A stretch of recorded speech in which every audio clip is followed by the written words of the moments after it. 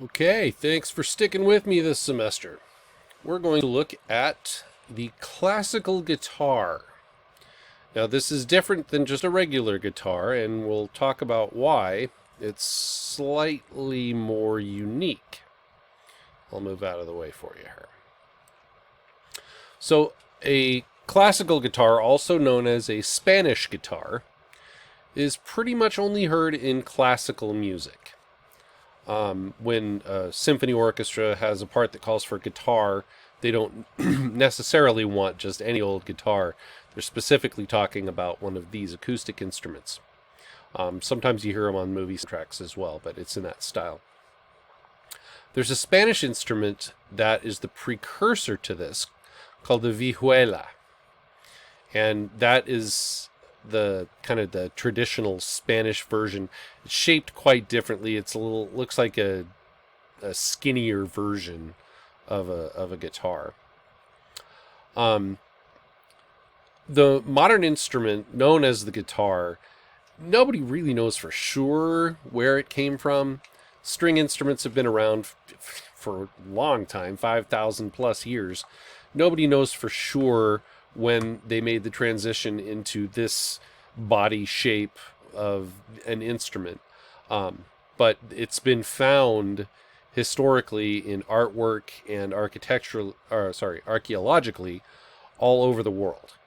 So nobody can really claim that their culture invented the guitar because we don't know where the first one came from. On a typical classical guitar, there are 19 frets, and this lets the player play in tune very, very accurately. They'll spend a lot of time tuning prior to a performance. A guitar is considered a chordophone. Chordophones are instruments that have strings that are stretched over a space, and you change the tuning by the tension of the string and the length of the string, and you amplify it with the body of the instrument typically, or electronically sometimes. But it's one of the 5 main instrument classification categories. So this is a chordophone. The strings used on a modern classical guitar are typically made of nylon. And this is important because if you have a classical guitar and you put strings on it, you don't want to put on steel strings, which have a very, very high rate of tension. Nylon strings do not have as much tension on them. They're not as loud. And I speak from experience because I had one of these when I was in high school. It was given to me by a family friend, and I took it to the music store to have them put new strings on it, and they just put regular old steel strings. Well, I took it out of the case the next day, and the neck had peeled away from the body, so the music store bought me a brand new guitar. Just something to check. The most unique feature of a classical guitar versus a regular guitar that you would see is that the neck is flat. It does not have what they call a crown on it. If you look at most guitars, they have just a slight crown in the center, making it easier to play. But classical guitars are flat-necked, and it's a totally different playing style. The guy who gets the credit for the modern classical guitar, Spanish guitar, giving it its current shape and form, which was in the middle of the 19th century, his name was Antonio de Torres Jurado. So if that ever comes up on Trivial Pursuit, you'll know that Antonio de Torres Jurado is your answer. Serious looking man.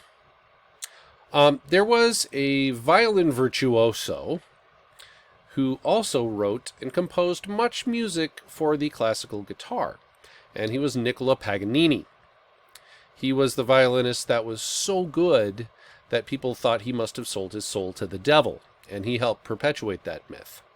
More on him later. One other thing. We're going to listen to a recording today that was one of my very favorites in college. I used to listen to classical guitar music when I studied, and it would help me retain information. The name of the performer is Andres Segovia, and he is the best player of the 20th century. Probably one of the most recorded guitarists, too. Everyone has him as one of their number one influences. And he is incredible to watch. He looks like he's half asleep, but my God, he's an incredible player. So let's listen to a little bit of Andres Segovia playing Etude number 1. This is just a technical etude piece by Hector Villalobos.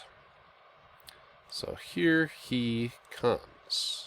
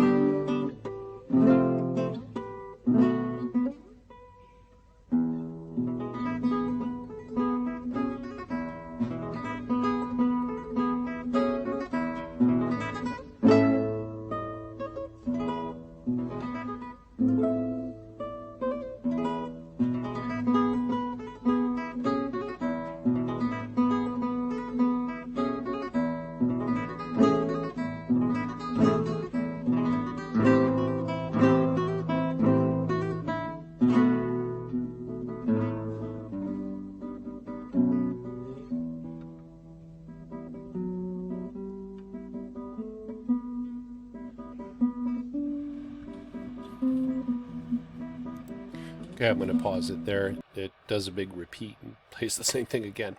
I could listen to this for hours. It really speaks to me on a deep level. And I didn't discover this until one of my professors in college showed us a recording. Just an audio recording. We didn't have YouTube back then, back in the olden days, the 90s. But that's really my hope, is that you will hear some of these things and they might be interesting to you, and maybe you'll go discover that you like a certain kind of music you've never heard of before. So I hope you enjoyed this semester. We'll have more stuff to listen to next semester. So have a good break.